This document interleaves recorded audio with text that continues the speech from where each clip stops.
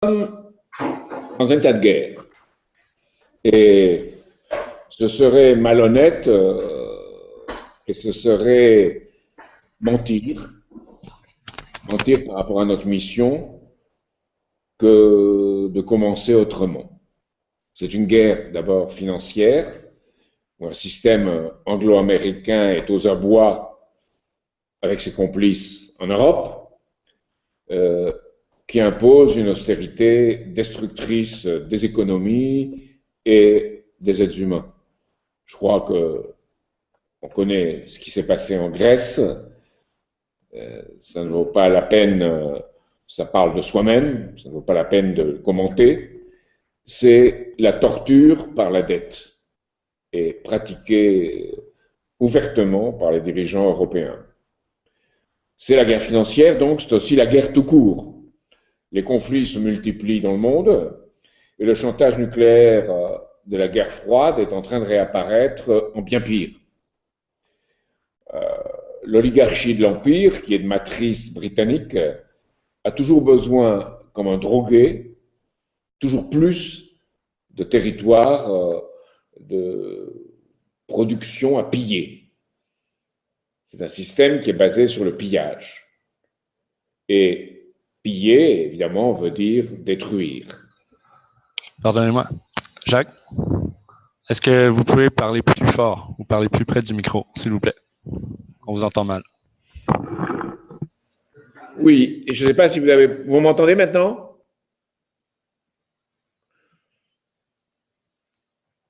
Vous m'entendez? Oui, pardon, on vous entend, c'est encore un peu faible.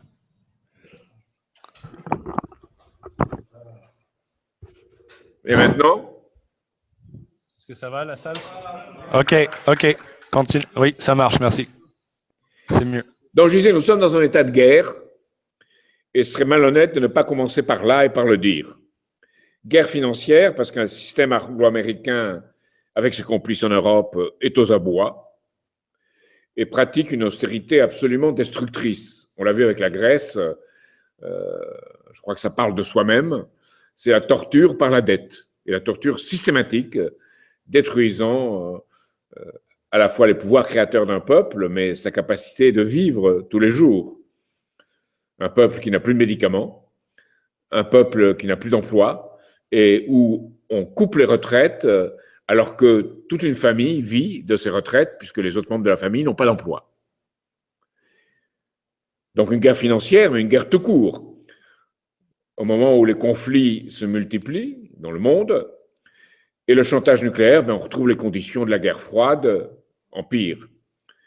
Parce que l'oligarchie de l'Empire, qui est, comme vous le savez, de matrice britannique, vous savez quelque chose du système monarchique anglais là-bas au Canada et au Québec en particulier, ce système a toujours comme un drogué besoin de plus de substances à piller, de plus de substances humaines, de substances économiques, de production à piller, et n'est jamais satisfait.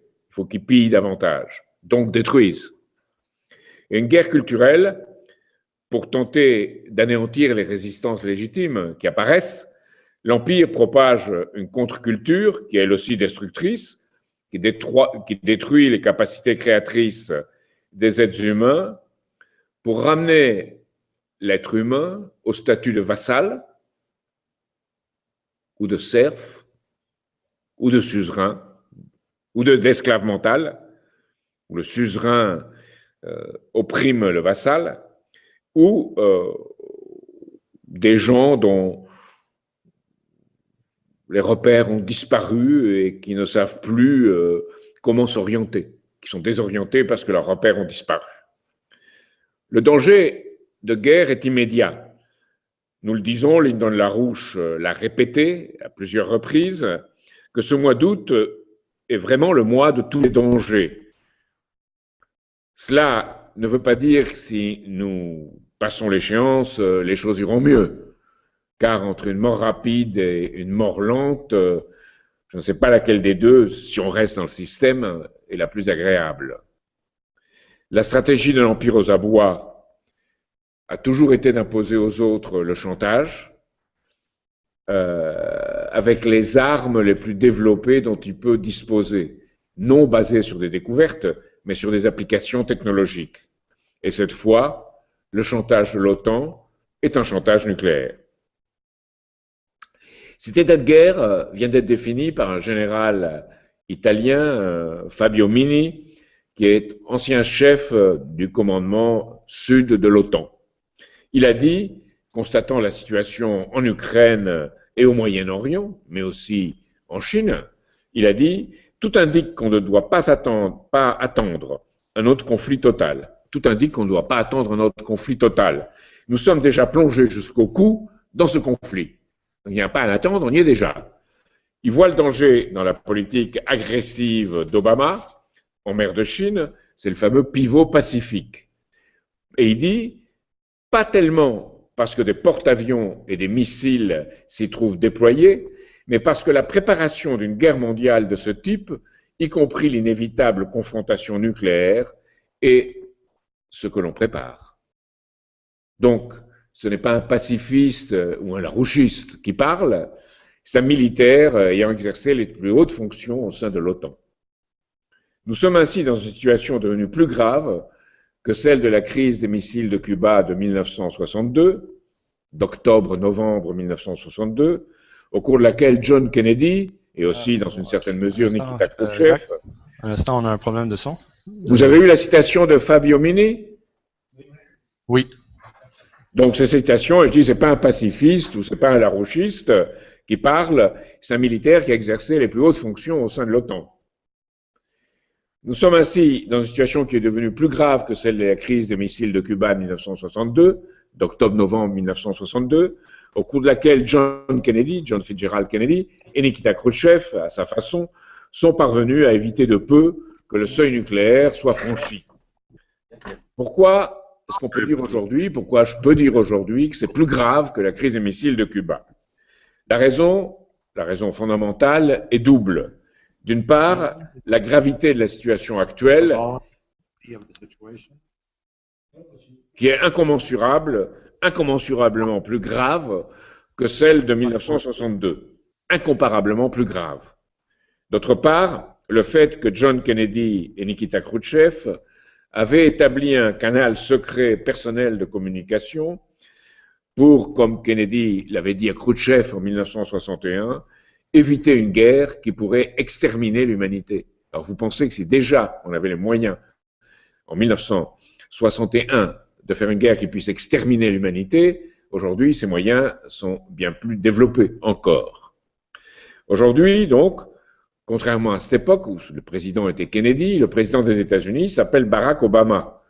C'est un narcissique qui a adopté le point de vue de ses maîtres britanniques, le point de vue stratégique de ses maîtres britanniques, et qui joue, au contraire, contrairement à Kennedy, qui joue le jeu du chantage nucléaire. C'est une sorte de narcisse devenu Néron, un Néron qui n'en a pas l'air, mais qui en est un. Il n'a pas l'air parce qu'il est comme tout le monde, prétend-il, accro aux séries, au basket et au golf. Donc c'est un Néron golfeur qu'on a. Les manœuvres prévues en septembre par l'OTAN, Trident Juncture 15, inclut des exercices qui impliquent le recours à des armes nucléaires contre la Russie. Washington procède à la production de nouvelles armes nucléaires tactiques, les B-61-12, susceptibles d'atteindre le territoire russe, à la fois par les futurs avions à réaction furtif, les F-35, ou même en utilisant les avions qui existent aujourd'hui. Les États-Unis se sont aussi retirés unilatéralement, de même, du traité international sur les missiles antibalistiques, le fameux traité des ABM, afin de déployer un système de défense antimissile en Europe orientale, notamment, qui est déjà en cours avancé de déploiement, en Pologne et en Roumanie. Ce système est prétendument dirigé contre l'Iran, mais évidemment, tout le monde sait que c'est dirigé de fait contre la Russie. Obama a d'ailleurs confirmé le but réel de ce déploiement en disant « Nous gardons ces missiles antimissiles, bien que l'accord ait été conclu avec l'Iran. » Donc c'est un aveu que c'est dirigé contre la Russie. Ces faits ne doivent pas être recensés un par un. Il constitue différents éléments, différentes étapes, on peut dire, éléments plutôt, d'un processus d'ensemble de provocation insensée, dirigée contre la Russie et aussi ensuite contre la Chine. En effet, tous les accords ou les arrangements, et j'en ai parlé à des gens qui y ont participé, donc je peux vous dire que ce que je vous avance, ce n'est pas en l'air. Tous les accords ou arrangements de prévention contre la guerre à l'Est conclus à la chute de l'URSS ont été violés, systématiquement violés. Il avait été promis à la Russie qu'il n'y aurait pas d'extension de l'OTAN à l'Est en contrepartie du fait que la Russie acceptait la réunification de l'Allemagne, donc avec l'OTAN allant sur le territoire d'Allemagne de l'Est. Mais on devait en rester là. En fait, il était prévu que des États comme la Pologne, la Roumanie, ou même l'Ukraine après 1991, c'est-à-dire le moment où l'Ukraine s'est séparée de l'Union qui était celle de l'Union soviétique, qui était devenue la Fédération de Russie. Donc il était prévu que la Pologne, la Roumanie et puis l'Ukraine jouent le rôle de pont, ou soit le pont crucial, fondamental, entre l'ensemble qui était un ensemble eurasiatique, l'ensemble reconstitué économiquement de la Russie, et l'Union européenne. Il était prévu qu'il y ait une paix basée sur ce développement en Europe. Résultat, tout le contraire a été fait. Tout le contraire. Les missiles ABM antibalistiques ont été déployés en Pologne et en Roumanie. Les 3 premiers navires de guerre avec des missiles antimissiles Aegis, un système de défense antimissiles Aegis, c'est pas les missiles, un système de défense antimissiles Aegis avec 3 premiers navires de guerre, des frégates américaines, sont déployés à la limite des eaux territoriales russes en mer Noire. Les troupes de l'OTAN venues en présence temporaire en Pologne ou dans d'autres pays, leur présence se prolonge indéfiniment. Et finalement, c'est le coup d'État en Ukraine, fomenté et financé de son propre aveu par Victoria Nuland, la sous-secrétaire d'État américaine aux affaires européennes et eurasiatiques. Le but visé était et demeure de faire entrer l'Ukraine dans l'Union européenne et dans l'OTAN. C'est face à ce chantage organisé que s'est manifestée la résistance russe. Aujourd'hui, nous avons donc d'un côté le chantage nucléaire d'Obama et de l'OTAN, qui, après avoir tenté d'étrangler économiquement la Russie, font peser sur elle la menace militaire. En effet, le calcul est de convaincre la Russie, en passant au besoin à l'acte, que l'OTAN est en mesure de détruire, grâce à la précision de ses missiles, à leur modernisation et à leur caractère furtif, que l'OTAN est capable de détruire la capacité russe de contre-frappe, de deuxième frappe, en cas de première frappe de l'OTAN. Donc, on se situe bien dans l'hypothèse d'une première frappe de l'OTAN, sans le dire tout en le disant. À quoi la Russie réplique, consciente de cette stratégie, qu'elle se réserve une capacité de première frappe si ses intérêts vitaux sont menacés ou ceux de ses principaux alliés. La Russie veut empêcher l'escalade nucléaire et pour cela montrer que si le chantage est pratiqué contre elle, elle se réserve non seulement la capacité d'une première frappe, mais surtout d'une riposte de deuxième frappe capable d'anéantir les pays membres de l'OTAN. Nous en sommes là, donc, et Obama joue chaque jour davantage avec le feu, et c'est le feu nucléaire. Il prépare d'abord tout son arsenal au complet et le déploie. On l'a vu. Ensuite, deuxièmement, en Syrie, Obama profite de l'intercession parlementaire, des vacances du Congrès américain, pour violer la constitution de son pays en changeant les règles d'engagement de ses forces en Syrie, ses forces aériennes, sans demander l'avis du Congrès et bien entendu sans avoir l'approbation de l'ONU. C'est la théorie de l'exécutif unitaire de Bush et de Cheney, contraire au principe de séparation des pouvoirs fondateur de la Constitution américaine.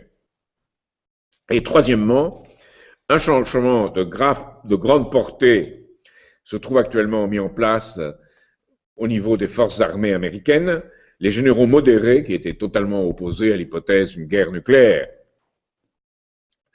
sont remplacés par des radicaux, pourrait-on dire, qui proclament que la Russie est le principal ennemi et qu'il faut prendre ses dispositions pour l'affronter. Le général Dempsey, président des chefs d'état-major des armées américaines, est sur le départ, c'était un modéré, et le général Flynn, directeur de la Defense Intelligence Agency, de la DIA, a été démis de ses fonctions. Donc, on veut mettre à la place des gens qui sont partisans d'une confrontation, et même d'une confrontation à très court délai. J'ai voulu être précis pour que vous mesuriez bien la nature du danger. Tout le système financier transatlantique vacille sur ses bases aujourd'hui. Et c'est reconnu même par les spéculateurs financiers de Wall Street ou de la City. Et donc, le recours au chantage nucléaire apparaît mathématiquement logique dans ce contexte. Tous les présidents américains depuis Truman, jusqu'à George W. Bush, ont exclu le recours au nucléaire, parce qu'ils avaient vu ce qui était arrivé à Hiroshima et Nagasaki. Quelle que peut être leur opinion par ailleurs de ces présidents. Hein. Depuis, Bush et Cheney, et maintenant, avec Obama, maintenant, Bush, Cheney, Obama, c'est la doctrine Truman qui revient. Celle d'Hiroshima et de Nagasaki, elle fait son retour. Avec Obama, ce sont les conséquences ultimes de cette doctrine qui sont là, sur la table. Alors, évidemment, face à cette situation, face au caractère absolument destructeur de ce qui se passe, pourquoi n'y a-t-il pas une réaction des peuples? Pourquoi, face à cette menace vitale, le réflexe même de survie paraît être perdu? Pourquoi vous-même, vous ne vous mobilisez pas si vous ne l'avez pas encore fait? Pourquoi n'y a-t-il pas cette réaction face au danger? Pourquoi cette atonie, cette asthénie, cet état de dépression plus ou moins général? La réponse est ici, et c'est fondamental de le comprendre, comme il est fondamental de comprendre la liaison entre le financier et le militaire. Il est essentiel de comprendre le lien entre le financier et le militaire, et la réponse qui est ici culturelle, et le culturel, le domaine culturel. Depuis plus de 50 ans, et en fait depuis la mort de Roosevelt, c'est la capacité créatrice des êtres humains qui fait l'objet d'une destruction systématique pour que leur capacité de résistance soit anéantie. Cela vous apparaît peut-être choquant, mais c'est un fait qu'il y a une sous-culture universelle qui s'est développée, qui s'étend de Washington à Paris en passant par Montréal, de Londres. Donc je disais, oui, que la raison pour laquelle les gens ne se mobilisent pas contre une situation qui est celle de leur destruction, qui est à l'horizon, les gens ne se mobilisent pas pour des raisons culturelles, parce qu'on a promu une sous-culture qui, en séparant le réel du virtuel et en promouvant la violence, cherche à anéantir la capacité de résistance, de mobilisation des gens. Il ne s'agit pas, comme le faisait la propagande de Goebbels, il ne s'agit pas de convaincre les gens de quelque chose, de les exciter contre quelque chose, mais bien plus de créer un environnement dans lequel le système ne peut être changé, dans lequel on crée l'illusion d'une stabilité, une stabilité mortelle, mais inchangeable. Premier exemple, Games of Thrones. Je ne sais pas, tout le monde connaît à peu près cette série, qui vous plonge dans une oligarchie attachée au pouvoir pour le pouvoir et au goût de détruire, y compris s'il le faut pour le pouvoir, son peuple et même sa famille, dans sa propre famille. C'est vu par des milliards d'individus sur la planète.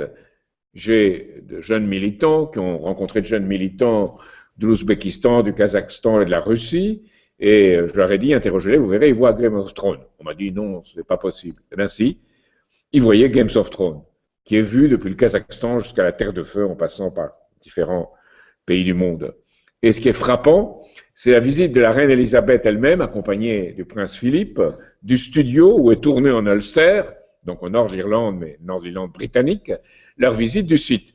Alors on voit le prince Philippe, dans sa perversité habituelle, prendre des arbalètes en matière plastique, probablement, ou pas d'ailleurs, probablement en fer, se piquer le doigt pour voir si ça pique et avoir un sourire satisfait. Et la reine, elle, trottait à pas menus vers le trône de fer. Et alors, on lui dit, asseyez-vous, asseyez-vous. Elle dit, ah non, j'en ai pas besoin, j'ai déjà un beaucoup plus puissant et beaucoup plus confortable. Donc, elle-même vient d'avouer son pouvoir. Deuxième exemple, Assassin's Creed. Assassin's Creed, c'est une autre série sur la Révolution américaine. Donc, c'est pour la Révolution américaine, hein, c'est anti-anglais. Et ça montre les héros, Franklin, Washington, Lafayette. Seulement, il n'y a pas Hamilton, bien sûr. Il n'y a pas tout ce qu'a porté Hamilton à la création de l'État américain. Et c'est vu du point de vue de qui? D'un sauvage américain qui est contre les Anglais et qui tue au tomahawk dans quelque chose qui est décrit par l'entreprise française installée principalement à Montréal, qui dit bien plus qu'un jeu, un phénomène planétaire. Donc ces gens sont conscients de véhiculer une sous-culture qui affaiblit les capacités de résistance ou égare les gens ou les fixe, les hypnotise dans une sorte de jeu. Alors réfléchissez à l'état d'esprit de ceux qui sont bombardés par ces contre-cultures, car c'est un bombardement. Pour eux, la politique et leur survie même est soit l'élément d'un grand jeu, soit la politique, c'est quelque chose qui est hors de leur univers virtuel qui les imprègne. En même temps, dans l'enseignement, on réduit l'enseignement aux mathématiques. On apprend par exemple les 3 lois de Kepler, dans le désordre d'ailleurs, en évoquant la méthode créatrice de Kepler qui a permis d'établir ces lois. On attribue la découverte de la gravitation universelle et du calcul infinitésimal à Newton, qui était en réalité un alchimiste, dans laquelle Keynes s'amuse d'avoir trouvé dans sa malle 90% de travaux sur l'alchimie. On vole ainsi à Kepler et à Leibniz leurs travaux, le résultat de leurs travaux, comme on vole les mots amour et création pour les réduire à des tentations, à des sensations, au frottement logique de 2 ou plusieurs épidermes. Ouais, les mathématiques sont utiles. Utiles pour donner des formules aux lois. Mais jamais une création humaine n'a pu avoir lieu dans l'ordre logique donné par les mathématiques. C'est incompatible, puisque c'est le passé qu'elles organisent, une découverte ou des découvertes déjà faites, et pas l'avenir. L'avenir appartient à celui qui découvre qu'il y a quelque chose dont la cause n'existe pas encore, elle n'a pas été mathématiquement analysée, donc il faut la chercher, et par-delà l'univers mathématique existant. Marie Curie, face à l'enseignement formel qu'il y avait en France à son époque, en 1900,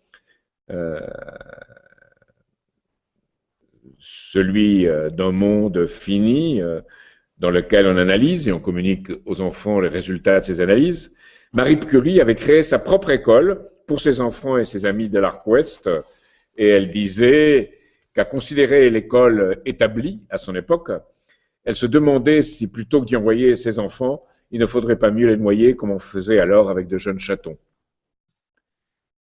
Elle a plutôt fondé sa propre école, je vous rassure. Marie Curie était la grande amie et correspondante d'Einstein, la seule femme présente et belliqueuse, croyez-moi, à la conférence Solvay de 1911, où elle est devenue l'amie de Einstein et de Planck. Donc, c'est intéressant de penser à cette histoire et de la resituer de cette façon. Un point important ici, dans tous les départements de philosophie des universités américaines aujourd'hui, dominent les logiciens qui empruntent aux mathématiques les outils d'une réflexion sémantique, comme ils disent. La logique des faits, plongée dans la logique du langage, anéantissant au cœur la pensée créatrice. Donc ce n'est pas seulement les jeux vidéo, c'est au plus haut niveau l'enseignement. La référence de ces philosophes d'aujourd'hui, entre guillemets, ils ne sont pas des philosophes, ils sont des truqueurs, américains sont Russell et Wittgenstein, le linguiste Wittgenstein. La philosophie analytique et l'empirisme logique, la réalité, c'est pour eux des sensations exprimées par des mots. Comme disait le psychanalyste français Lacan, à ce stade, tu ne parles plus, tu es parlé. Comme celui qui joue avec son ordinateur est joué par son ordinateur, par les contraintes de son ordinateur. Évidemment, le rejet de la métaphysique et même de l'éthique est proclamé, c'est le principe de départ, et c'est toute une école américaine, mais en fait c'est une école américaine, ou une école européenne, en réalité américanisée, puisque des gens qui viennent de toute la partie britannique ou de tradition britannique de l'Europe, liée à Vienne, liée à l'Europe centrale à Vienne, c'est le lien entre les deux, elle s'est substituée à la première vague aux États-Unis de déconstructionnistes qui pratiquaient, eux, la connaissance au bistouri et au scalpel.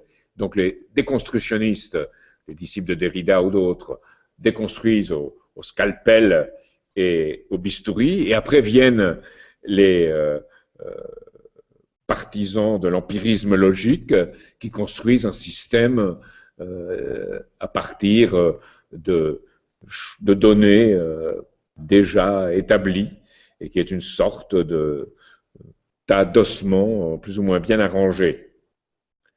Alors, si les noms de Saul Kripke ou de John Rogers Searle ne vous disent rien, tant mieux pour vous, votre crâne est un peu moins bourré.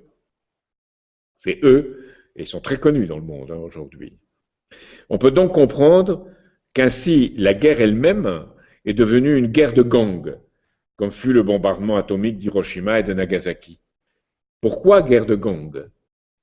Parce que c'est une destruction sauvage, comme dans un jeu vidéo, qui n'a pas de cause autre que celle de répandre la terreur.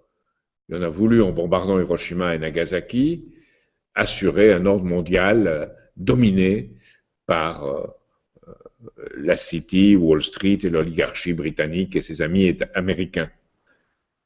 C'est cette jouissance d'intimider, de manipuler et de terroriser l'autre qui est le but de la contre-culture. Et c'est ça qui paralyse les résistances. Si vous ne me croyez pas, je vais reprendre deux dates, 1931 et 1957-58. Un lointain passé, je pense, pour la plupart d'entre vous, mais où ce qui était discuté et prévu définissait ce que vous subissez aujourd'hui. Il s'agit d'Aldous Huxley, qui écrivait en 1931 Brave New World, le meilleur des mondes, et qui en 1957-58 a repris et réexaminé son œuvre dans Brave New World Revisited, Retour au meilleur des mondes. Que dit Huxley?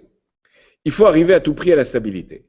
Donc pour ça, pas de science, au sens propre du mot, et pas de grand art. L'innovation, oui, mais pas la découverte. C'est-à-dire, vous pouvez faire des portables, des iPhones et tout ce que vous voulez, mais pas la fusion thermonucléaire. Et excitation des sens et contrôle des émotions, les émotions, mais sans création. Alors, je vais vous lire un certain nombre.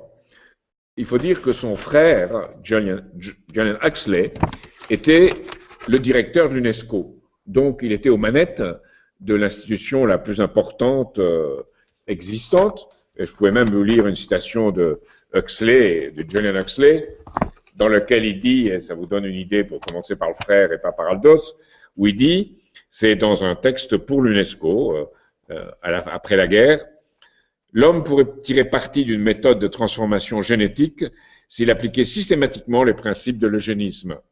Néanmoins, il n'y aurait plus là de sélection naturelle, mais bien une forme de sélection artificielle, telle qu'on l'a déjà pratiquée dans le cas des plantes et des animaux domestiques, orientée vers un but conscient et supposant qu'on agisse systématiquement sur les mécanismes de l'hérédité. Pareille méthode produirait donc ses effets bien plus rapidement et utilement et comporterait bien moins de gaspillage que la sélection naturelle. Donc, ça, c'est le frère. Maintenant, passons à Aldous, qui est, à mon avis, plus intéressant parce qu'il va plus loin dans la façon dont il voit les choses, qui est une affaire qui était discutée entre milieux du renseignement en Angleterre et aux États-Unis. Vous savez qu'ils ont participé au projet MK-Ultra sur l'utilisation du LSD plus tard. Mais passons à ce que dit Huxley dans Le meilleur des mondes, parce que c'est très intéressant. Il dit « Nous ne voulons pas changer ». L'oligarchie ne veut jamais changer. Tout changement est une menace pour la stabilité, et nous voulons la stabilité. C'est là une autre raison pour que nous soyons si peu enclins à utiliser les inventions nouvelles. Toute découverte de la science pure est subversive en puissance. Toute science doit parfois être traitée comme un ennemi. Oui, même la science, et surtout la science. Ça, c'est un. Deux, nous nous permettons à la science de s'occuper que des problèmes les plus immédiats du moment. Toute autre recherche sont le plus soigneusement découragées. Donc, voilà, la science, avec l'innovation, pour réussir à rendre le système plus stable, mais pas les découvertes, pas ce qui pourrait remettre en cause. Et pour l'art, nous avons sacrifié le grand art, nous avons à la place les films sentants et l'orgue à parfum. Ça, on n'a pas encore. Vous fabriquez des tacos avec le minimum absolu d'acier, nous fabriquons des œuvres d'art avec pratiquement rien d'autre que la sensation pure. Donc, tout ce qu'a toujours attaqué Larouche, ce système fondé sur que la connaissance est liée aux sensations, que ces sensations permettent de savoir qu'en les organisant logiquement, on arrive à déterminer ce qu'on doit faire ou pas faire. C'est exactement ce qu'est en train de dire Huxley. Il faut le faire de cette façon pour contrôler une société. Et c'est une société de caste, hein, la société du meilleur des mondes, avec les alpha, les bêta plus, et tout ça. Certains d'entre vous qui l'ont lu ou ceux qui ne l'ont pas lu devraient le lire, parce que c'est un sérieux avertissement sarcastique lancé par quelqu'un qui est dans ce système. Alors, il ajoute quelque chose que je n'avais pas remarqué à une première lecture. Il dit, voilà, vous dites, parce qu'il y a un sauvage qui proteste contre toute cette organisation sociale, le sauvage dit, mais alors la chasteté? Et la réponse du responsable dans cette société, du grand organisateur, c'est de dire, mais qui dit chasteté dit passion, qui dit chasteté dit neurasthénie. Et la passion et la neurasthénie, c'est l'instabilité. Et l'instabilité, c'est la fin de la civilisation. On ne peut avoir une civilisation durable sans une bonne quantité de vices aimables. Donc là, nous sommes retombés dans la fable des abeilles du XVIIIe siècle, dans laquelle on dit que les vices privés peuvent aboutir par un miracle du pouvoir de l'oligarchie à une vertu publique. Donc, voilà. Et il ajoute, et ce qui m'a beaucoup frappé, c'est pas seulement le soma, c'est pas seulement la drogue, il ajoute, à mesure que diminue la liberté économique et politique, la liberté sexuelle a tendance à s'accroître en compensation. Et le dictateur, à moins qu'il n'ait besoin de chair à canon et de famille pour coloniser les territoires vides ou conquis, fera bien d'encourager cette liberté sexuelle-là. Conjointement avec la liberté de se livrer au songe en plein jour, sous l'influence de drogue, du cinéma et de la radio, elle contribuera à réconcilier ces sujets avec la servitude qui sera leur sort. Donc, sauf l'invention de l'ordinateur à domicile, qui rend la chose encore plus efficace, Huxley est en train de vous décrire exactement ce qui s'est passé. Mais il le revoit en 1957. Il y a un problème, c'est que, dans Retour au meilleur des mondes, c'est que on n'organise pas la dépopulation. Le premier chapitre s'appelle Dépopulation. Et il dit, je vais vous citer simplement une des citations parce qu'elle est très parlante. Dans le meilleur des mondes de ma fable, le problème du rapport entre le nombre des humains et les ressources naturelles avait été résolu. Un chiffre optimum ayant été calculé pour la population mondiale, un peu inférieur à 2 milliards, si mes souvenirs sont exacts. Prince Philippe et son entourage dit 1 milliard aujourd'hui, 1 milliard, 2 milliards. Il était maintenu génération après génération. L'idée, c'est la stabilité, encore une fois. Dans le monde contemporain réel, rien n'a été fait. Il parle en 1957. Au contraire, ce problème devient plus grave et plus redoutable avec chaque année qui passe, et c'est dans ce sinistre décor biologique que se jouent tous les drames politiques, économiques, intellectuels et psychologiques de notre époque. À mesure que le XXe siècle approche de son terme, que de nouveaux milliards s'ajoutent aux milliards existants, nous dépasserons les 5,5 quand ma petite fille aura 50 ans, donc dans l'an 2000, ce décor biologique s'avance, toujours plus insistant, plus menaçant, vers le devant et le centre de la scène historique. Le problème du rapport entre un chiffre de population rapidement croissant et les ressources naturelles, la stabilité sociale, le bien-être de l'individu, ce problème est maintenant le principal qui s'oppose à l'humanité. Il le restera certainement pendant un siècle encore, peut-être plusieurs. Une nouvelle ère est censée avoir commencé le 4 octobre 1957, c'est le lancement du Spoutnik.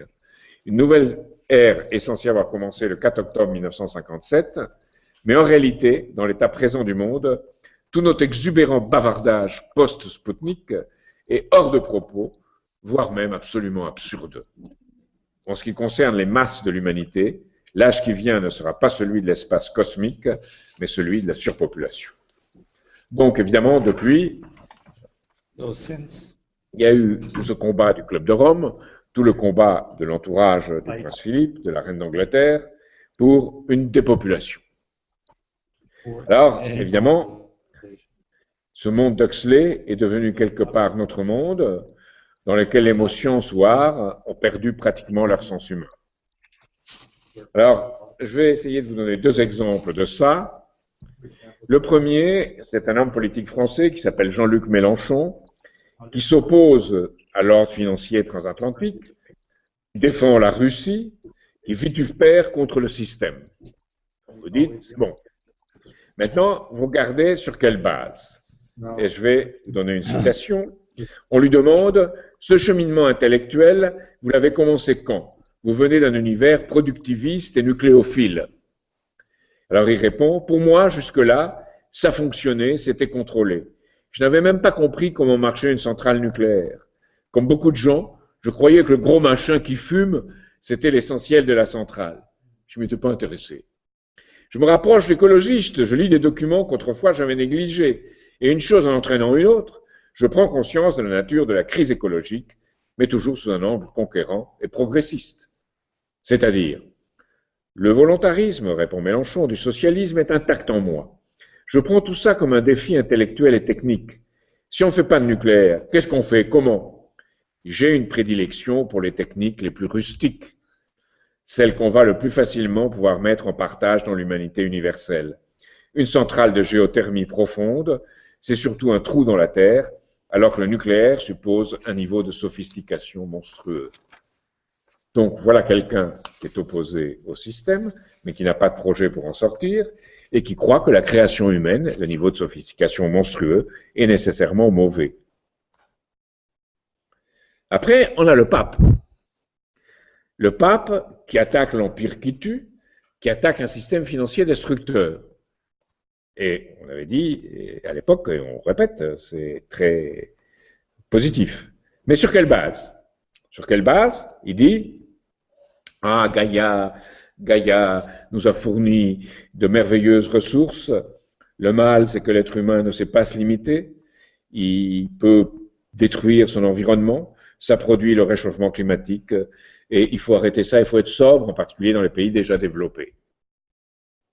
Donc, en jeu, ici aussi, la notion même d'être humain. Est-ce que l'être humain est un nuisible pour son environnement? Et aujourd'hui, une grande partie des gens, en particulier des plus jeunes, ou des bobos, ici en France, des bourgeois bohèmes, moi je les appelle bolcheviques, boursicoteurs, mais enfin, bon, ces gens-là croient que, en effet, l'être humain est un nuisible. Est-ce l'être humain un animal logique et domestiqué dans un environnement donné par Gaïa, qui par ses activités finit par le ruiner, par l'épuiser, et dont la seule possibilité de s'en sortir est la conservation et la réduction de cette activité pour préserver ce qui lui a été donné. C'est ce qui est répandu aujourd'hui. c'est-à-dire la dépopulation inéluctable présentée par Huxley et par le prince Philippe. La réalité, au contraire, est opposée. Rien n'a été donné à l'homme. On ne dépend pas de Gaïa, sauf une chose, notre capacité créatrice, la découverte de principes physiques nouveaux, leur application technologique pour produire davantage avec moins d'êtres humains, moins de surface et moins de matière, ou si vous préférez, plus par être humain, plus par unité de surface et plus par gramme de matière apportée. Donc, tout le contraire de ce que disent Huxley et le prince Philippe qui veulent arrêter la science et arrêter le grand art. C'est notre capacité créatrice qui nous rend ainsi humains, en accord avec le développement de l'univers et le maîtrisant au nom du futur de notre humanité, en professant la vérité, c'est-à-dire la connaissance conforme au réel dans son devenir, pas en le niant, et en pratiquant la justice en conformité avec le droit naturel, qui est de donner à autrui la capacité précisément de son devenir. Et l'être humain se définit en ce qu'il le fait pas pour soi, pas pour lui-même, mais pour le bien commun et pour les générations à naître. Schiller, dans sa 12e lettre sur l'éducation esthétique de l'homme, le poète allemand Friedrich Schiller, donc, qui disait que le drame de la Révolution française, c'est qu'il y avait d'un côté des sauvages qui étaient excités, qui obéissaient à leur sens et qui créaient un désordre meurtrier, et de l'autre côté, peut-être pire encore, les barbares qui croyaient à une connaissance figée, à des formes, à des règles, et qui essayaient de les appliquer, comme l'incorruptible Robespierre, qui était très corrompu, parce que au début il avait été royaliste fervent, ensuite il était passé étêteur patenté, couper les têtes. Donc il disait, voilà, on était pris dans ce dilemme. Et l'être humain, qui est vraiment humain, voit ce qu'il doit faire pour assurer un avenir, un peu comme le dirait Lessing, l'autre grand allemand de la Renaissance allemande du XVIIIe siècle, doit être un peu comme un jardinier, c'est-à-dire qu'il doit éduquer, créer les conditions de connaître, de comprendre, et pas avoir une solution toute faite, de donner à l'être humain les conditions par lesquelles sa capacité de penser et de comprendre s'élève. Alors Schiller le dit de façon très belle, en lui donnant tout son contexte, je dirais, social. Voilà ce qu'il dit dans cette 12e lettre. Par contre, quand le sentiment moral dit « cela doit être », il décide pour toujours et à jamais. Si vous pensez qu'il y a un risque de guerre, vous devez y aller. Pas de juste milieu. Si tu professes la vérité parce qu'elle est la vérité, et que tu pratiques la justice parce qu'elle est la justice, tu as fait d'un cas isolé la loi de tous les cas. Tu as traité un moment de ta vie comme l'éternité. Donc c'est ces moments d'éternité, ou de coïncidence avec l'éternité, dont parle dans un de ses textes Larouche. Lorsque donc l'instinct formel est souverain, l'instinct formel, il veut dire l'attachement aux idées, et que l'objet pur agit en nous, ça c'est les émotions, il se produit le plus parfait élargissement de l'être. Toutes les limites disparaissent, et l'homme s'est élevé de la situation d'unité numérique, c'est-à-dire du nombre, des mathématiques, à laquelle le réduisait l'indigence de ses sens, à une unité idéale qui embrasse tout le royaume des apparences. Tandis que cette opération s'accomplit, nous ne sommes plus dans le temps, mais le temps est en nous avec toute la succession infinie. Nous ne sommes plus individus, mais espèces.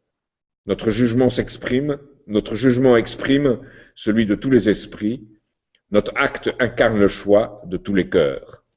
C'est-à-dire que l'on est en accord avec l'univers, avec son développement et avec l'espèce humaine qui a la responsabilité de sa maîtrise. Bon, je conclurai en disant qu'aujourd'hui, nous voici en un temps où on ne peut pas se dérober. On ne peut pas se dérober à professer la vérité et à pratiquer la justice. Car la menace pèse sur tout le futur non seulement de nous, mais de notre espèce, par la guerre ou la dégénérescence voulue et décrite par Huxley et par Bertrand Russell. Si vous n'agissez pas face à un système dont la matrice même, la matrice de ce système est destructrice, vous vous condamnez à nier votre part d'humanité, ce qui est humain en vous. Et vous devenez un animal voué à son environnement. Vous devenez un ver, prisonnier de son environnement, quand cet environnement devient mortel. Donc vous devenez vous-même complice d'un environnement qui détruit. Le moment est donc venu pour que vous fassiez des choses dont jusqu'à présent vous n'ayez pas cru capable, pour sortir du présent. C'est seule l'espèce humaine qui peut le faire. Il n'y a pas d'autre, aucun autre animal ne peut le faire, ne peut changer son environnement et penser en termes du futur. Il est nécessaire pour cela de cultiver une mémoire, celle des moments créateurs des savants, des artistes, des philosophes et même des politiques, et de trouver dans leur création des ressources pour le futur. Pas copier des modèles, mais dans leur création des ressources pour le futur. Et il est nécessaire de comprendre que lorsque la beauté et la raison se rencontrent, là vient, c'est le moment de l'acte créateur, là vient l'acte créateur. Et c'est un acte qui n'a pas encore eu d'équivalent, qui est impossible mathématiquement. Et du moins un acte créateur qu'on suscite en soi-même, en s'identifiant à d'autres actes créateurs. Cela s'éduque, et le type d'émotion nécessaire à l'acte créateur s'éduque par l'art, par la musique, par la poésie, et par tout ce qui peut élever au-dessus d'un environnement donné. Donc ça, c'est une chose qu'en France, les gens disent des goûts et des couleurs, je ne sais pas ce qu'on dit au Québec, chacun peut juger pour soi de ce qui est beau, etc., etc. Et on ne voit pas l'effet sur les gens que peut avoir telle ou telle œuvre d'art. On considère simplement son caprice. Et c'est sur l'effet que se mesure, évidemment, l'importance, la portée d'une œuvre d'art. Individuellement, ça veut dire faire des choses qu'auparavant vous n'auriez été jamais capable de faire, ou vous ne croyez pas capable de faire. Pas comme dans un soap opera ou dans une série, mais en répondant aux défis de la réalité et en créant. J'avais un exemple très intéressant qui est celui du doublement de volume du cube. Bien, vous savez, nous pratiquons le doublement de la surface du carré, comment trouver un carré de surface double d'un carré donné. L'autre, c'est comment trouver un cube de volume double du cube donné. Et beaucoup de gens disent, on l'enseigne aussi dans les universités, que c'est impossible car la racine cubique de 2 ne peut pas être tracée à la règle et au compas. Or, déjà Archytas, en son temps, c'est-à-dire dans la Grèce d'avant Jésus-Christ, Archytas avait trouvé, doublé l'hôtel qu'il y avait à Délos, qui était un cube, il avait trouvé comment le doubler, en pratiquant la recherche de moyennes, et comment ces moyennes, dans un espace en 3 dimensions, pouvaient correspondre à des rotations dans l'espace. Donc, on s'assimile à un mouvement dans l'espace, et pas à une mesure dans les 2 dimensions. Et je pense que c'est comme ça, de cette façon, que l'on doit penser lorsqu'on découvre.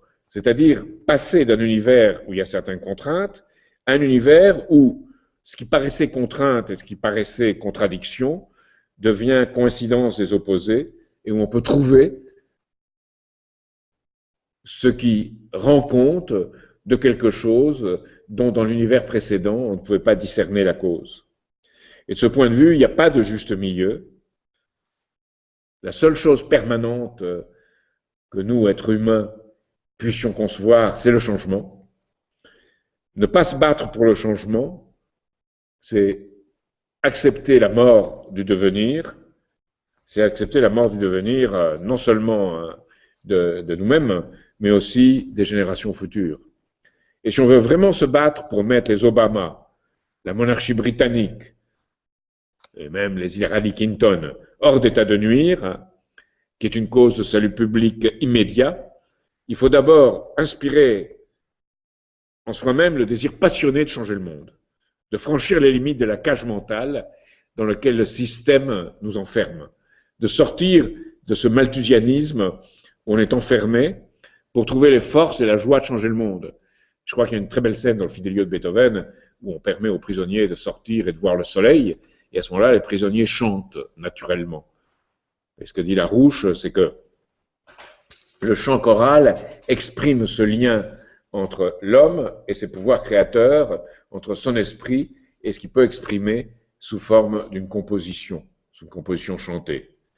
Alors, de parvenir à cette liberté intérieure, qui est une liberté pas pour faire n'importe quoi, mais pour servir le futur de l'humanité et la mission qui est de l'assurer, qui est une question de vie ou de mort, il faut pouvoir concevoir de sortir de ce désir oligarchique de pouvoir, de possession, ou d'adaptation lâche à ce pouvoir, si on n'est pas dans l'oligarchie, de servage,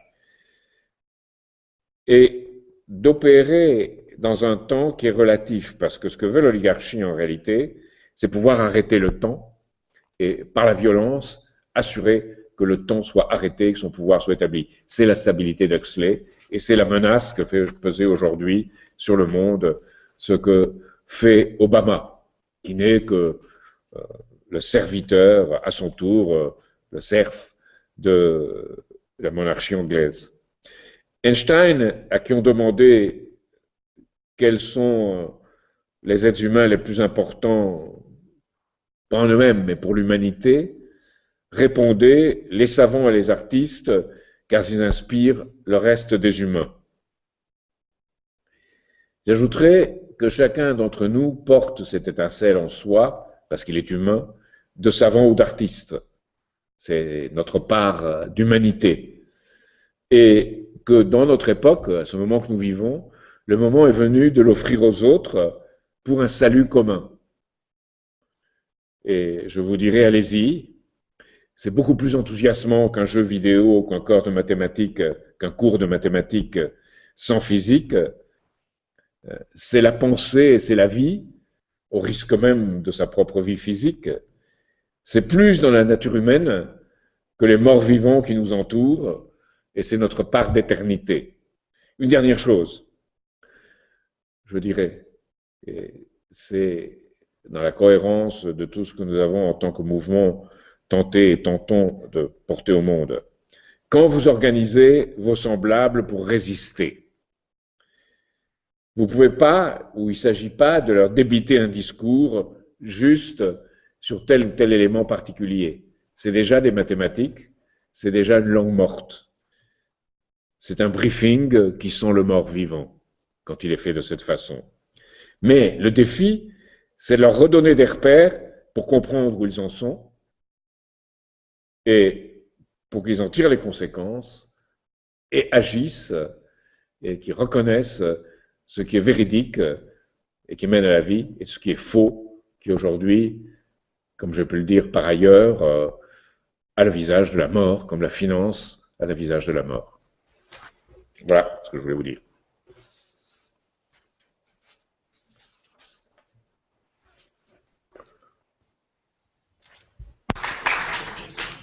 Merci beaucoup, Jacques. Merci beaucoup à M. Jacques Cheminade pour cette présentation. Maintenant, je voudrais demander justement à vous, à Jacques et à Sébastien, surtout à Jacques, combien de temps, est-ce que vous avez un peu de temps pour des questions-réponses? Surtout du temps pour des questions. Surtout. D'accord. Je demanderai à ceux qui ont des questions pour M. Cheminade de bien s'avancer ici au micro. Sinon, il faudra que je répète toute la question. Ça pourrait être long, ça pourrait être ennuyeux. Mais si vous avez des questions, if people have questions for Jacques, they can come up to the micro here and ask him directly. That would facilitate the presentation. So, anybody has a question? Des questions?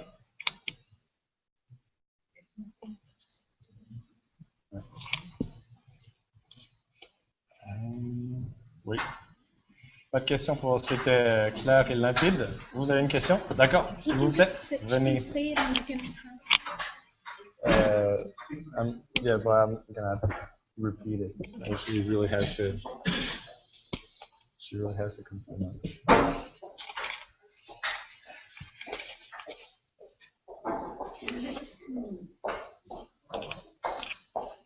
Une première question. Bonjour, Monsieur Cheminade. Vous n'avez pas parlé de la conférence de COP21 qui va se tenir à Paris du 30 novembre au 11 décembre prochain. Est-ce que vous ne considérez pas cette conférence comme une attaque, comme une guerre massive contre les BRICS, par exemple? Cette conférence a été organisée comme une vaste entreprise d'escroquerie. C'est-à-dire, c'est une entreprise d'escroquerie au niveau de l'analyse du changement climatique, entre guillemets. Il y a un changement climatique, mais il n'est pas anthropocentrique, il n'est pas dû à l'homme. Et il y a eu en effet une période de réchauffement à la fin du XXe siècle. Maintenant, on est plutôt dans une période de refroidissement. Donc, il faut voir que les mêmes milieux qui, dans les années 50 et 60, parlaient d'un hiver terrestre, d'un froid qui allait justifier les précautions écologiques, maintenant on parle d'un réchauffement qui justifie également les précautions écologiques. Donc ce qu'il s'agit à travers cela, c'est de dire l'être humain met en danger son espèce en exploitant l'univers, en faisant mal à Gaïa. Donc il faut restreindre son activité. Alors je connais des gens dans le nucléaire ici qui disent mais on va dire que le nucléaire n'émet pas de CO2, donc que le nucléaire ça sera bien. Et c'est un argument tout à fait idiot, parce qu'on dira le nucléaire permet éventuellement, si on accepte cela, d'avoir plus d'électricité, plus d'énergie, et à ce moment-là, il y aura plus d'activité humaine, on mettra plus de CO2 et c'est encore plus dangereux. Donc pas d'énergie, pas les formes d'énergie sophistiquées, comme ils les appellent, mais le retour aux formes rustiques, c'est-à-dire avec lesquelles on ne peut pas avoir de développement humain et on ne peut pas assurer la nourriture et le développement de la planète. Alors on dit oui, mais on va doper les formes existantes, c'est-à-dire les éoliennes et le solaire, par de la technique extrêmement développée, c'est-à-dire en réalité de l'innovation. Et là, évidemment, on ne tient pas compte de la surface qu'il faudra occuper pour faire ces choses-là, et puis la densité de flux d'énergie. Et surtout, ce qui est laissé complètement de côté, c'est cette idée de densité de flux d'énergie qui permet de juger quelle forme d'énergie obéit à une société que l'on veut bâtir, qui sera une société du futur et qui devra aller chercher son avenir jusque dans l'espace.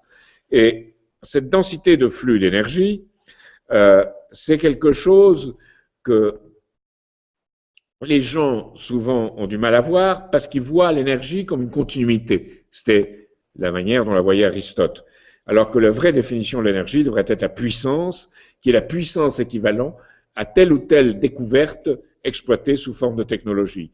C'est-à-dire que quelque chose qui était de l'énergie dans le domaine, je dirais, des éoliennes, des moulins à vent, par exemple, la logique des moulins à vent, qui était très bonne à un certain moment, mais qui maintenant n'est plus ce qui correspond à la société du futur, ou l'énergie dans une société constituée autour du pétrole, c'est pas la même chose que ce qui est autour du nucléaire. C'est une toute autre chose. Il y a une discontinuité. Et cette discontinuité est due à ce que les sociétés qui devraient être fondées sur le nucléaire devraient être des sociétés qui sont des sociétés plus avancées, avec plus de participation sociale, et en même temps qui devraient aller, je dirais, au-delà d'elles-mêmes, en faisant développer les déserts et en allant dans l'espace. Alors là, les mêmes qui parlent d'aller dans l'espace disent être parfois contre le nucléaire. Donc on est dans une situation de contradiction absolue. En tout cas, en ce qui concerne cette conférence, on voit que on va accuser le réchauffement climatique, on va accuser l'homme, et on va dire que l'homme doit donc diminuer son activité. S'il diminue son activité, il faut diminuer la population, et on rentre dans la critique de la surpopulation de Huxley. Ce qui veut dire que, en réalité, on rentre dans le malthusianisme, et on dit, évidemment, il faut réduire l'espèce humaine à 2 milliards, comme le dit Huxley, 1 milliard, comme dirait un autre, et ça ne peut être fait que par la destruction. Donc, par une optique soit de contrôle des naissances absolument draconien, soit par une optique de guerre, dans un monde qui de toute façon ne serait plus alimenté par la contestation, l'envie de créer, l'envie de connaître, l'envie de comprendre qu'apporte toujours la jeunesse. Et l'idée, ça a été d'ôter à la jeunesse cette envie-là. On ne peut pas parce que ce sont des êtres humains. Donc, il y a des chances qu'on puisse l'organiser, qu'on puisse organiser des gens pour s'opposer à cette conférence. Ça, c'est la première opposition parce que il y a une nature humaine, il y a quelque chose d'humain en nous qui appartient à chacun. Et la deuxième, c'est que les pays du Sud s'aperçoivent bien que c'est une escroquerie, qu'on est en train de leur dire, nous l'avons fait, mais vous n'avez pas le droit de le faire. Donc, limitez-vous dans votre développement. Les pays du Sud disent non, vous voulez nous imposer ça, donnez-nous de l'argent pour faire des industries non polluantes. Et les pays du Nord disent oui, ils ont dit 100 milliards, mais à peine 10 milliards a été dégagés et non donnés. Donc, c'est en cela que c'est une vaste escroquerie de bout en bout.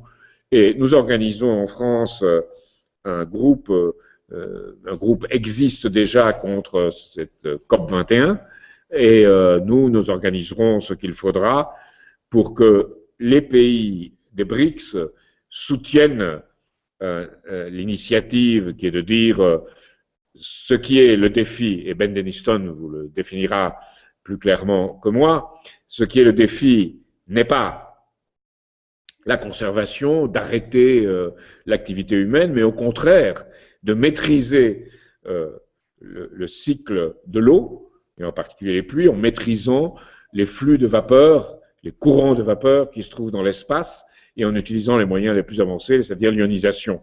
Donc, de cette façon, on arrivera, en maîtrisant le climat, et non pas en se laissant dominer par le climat et en suivant ses conséquences, on assurera un avenir dans l'humanité. Et pour finir, je dirais que si on va dans les musées les plus intéressants sur l'histoire et la préhistoire, en particulier en France, mais pas seulement, on voit les variations climatiques qui ont été extrêmement fortes au cours de l'histoire humaine. Il y a des cycles de 100 000 ans où on passe par des hauts et des bas de 10 degrés d'un côté et 10 degrés de l'autre, qui sont dus à la position de la Terre par rapport au Soleil et à l'orbite qu'elle décrit au cours du Soleil. À certains moments, elle est plus elliptique, à d'autres moments presque circulaire, et ça a un effet très fort sur le climat, pas à l'équateur, mais dans toutes les autres régions de la Terre. Donc tout cela est oublié quand on parle du réchauffement climatique humain, et on considère le CO2 comme le problème, alors que c'est 0,04% de ce qui se trouve dans l'atmosphère. So CO2 is actually 0.04% of the gases in the atmosphere. It's nothing. Donc, en effet, vous avez raison, c'est une escroquerie montée pour justifier la dépopulation et un contrôle par l'oligarchie tel que Huxley, je vous l'ai montré de Huxley. Alors, je n'en ai pas parlé parce que je voulais rentrer, puisque nous sommes dans une institution, on m'a dit, d'enseignement, je voulais montrer sur les bases épistémologiques et non sur les conséquences. Et je pense que c'est vous qui devez en tirer les conséquences, vous battre et vous organiser et faire quelque chose, comme nous le faisons ici.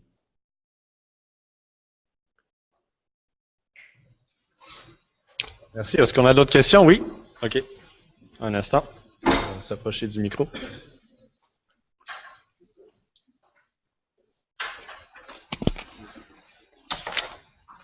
Bonsoir, Monsieur Chemnat. Bonsoir. Et merci pour cette intervention très remarquable.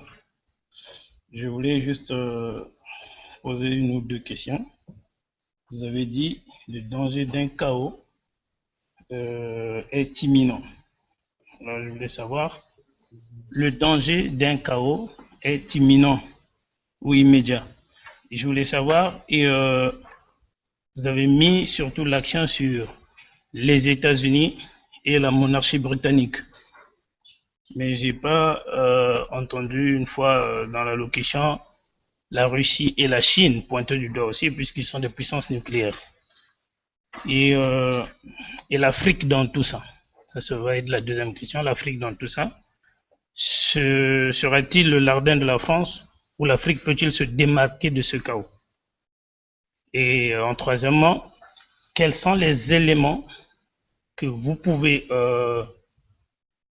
énoncer ou quels sont les éléments que vous pouvez donner pour essayer d'éviter le cataclysme de ce chaos imminent? Merci. Je crois qu'il ne faut pas lire Lovecraft, mais ça c'est blague. Je dirais que j'ai accusé la monarchie britannique et l'oligarchie britannique et l'oligarchie anglo-américaine. C'est Wall Street et la City, hein, ça n'a rien à voir avec le peuple américain, ni avec la Constitution et les institutions américaines, qu'au contraire, il faut défendre. Et je n'ai pas parlé des suceurs de roue, comme on dit dans le Tour de France. Les suceurs de roue, c'est ceux qui suivent. C'est Hollande, c'est Cameron, en tant que tel, parce qu'il est moins puissant que le système d'empire dans lequel il se trouve inséré. Et c'est Merkel et Schäuble, qui est une sorte de chose qu'on appelle l'ordolibéralisme, qui est un libéralisme ordonné. Si quelqu'un l'a vu, qu'il me le montre. Moi, j'ai jamais vu comment ça pouvait être. Par rapport à ça, les BRICS, c'est-à-dire les pays Brésil, Russie, Inde, Chine et Afrique du Sud, constituent un élément de résistance. Ah, ils sont pas parfaits, mais ils constituent un élément de résistance parce qu'ils voient cet ordre du monde transatlantique qui vient les piller et prendre leur contrôle. Donc, ils entendent résister. Et la Chine, de ce point de vue-là, quoiqu'elle soit partie de très peu, est le dernier pays qui est une politique spatiale ambitieuse et qui est aussi une politique en manière de construction de voies ferrées, par exemple, qui a été la plus importante au monde. Donc, de train à grande vitesse, hein, je veux dire. Et tout le plan de la nouvelle route de la soie. Alors, le président Xi Jinping a parlé d'un système gagnant-gagnant. Alors, si vous regardez bien les choses, qu'est-ce qui est en train de se monter du côté des BRICS? C'est un ordre dans lequel vous avez une nouvelle banque de développement, 100 milliards de dollars, avec un effet de levier qui pourrait atteindre 1000 milliards.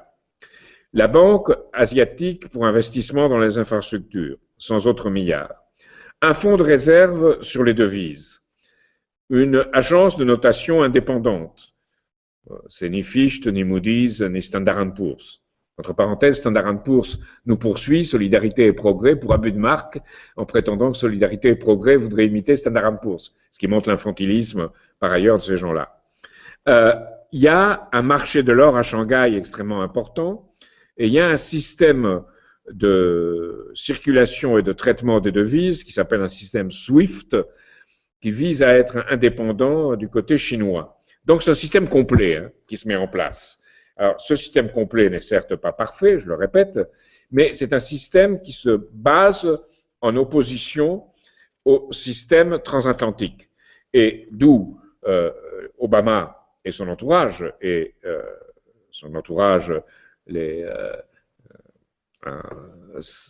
Victoria Nuland, Samantha Power et compagnie, tous ces gens-là savent bien que c'est eux ou c'est les autres.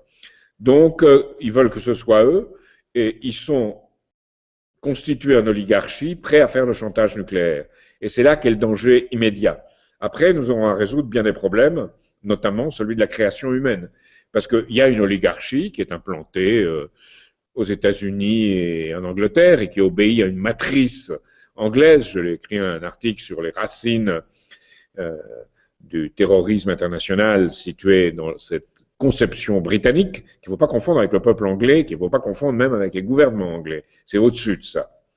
Donc, il y a cette matrice-là, et il faut trouver tous les éléments d'alliance ou d'opposition pour en sortir. Ceci dit, après, il faudra voir la nature même de ce qu'est un être humain. Et de voir même qu'un être humain, c'est tout à fait incompatible avec les oligarchies, fussent-elles russes ou chinoises. Donc, cet être humain doit être, je dirais, ce que le principe win-win, gagnant-gagnant, qu'a écrit Xi Jinping, doit représenter.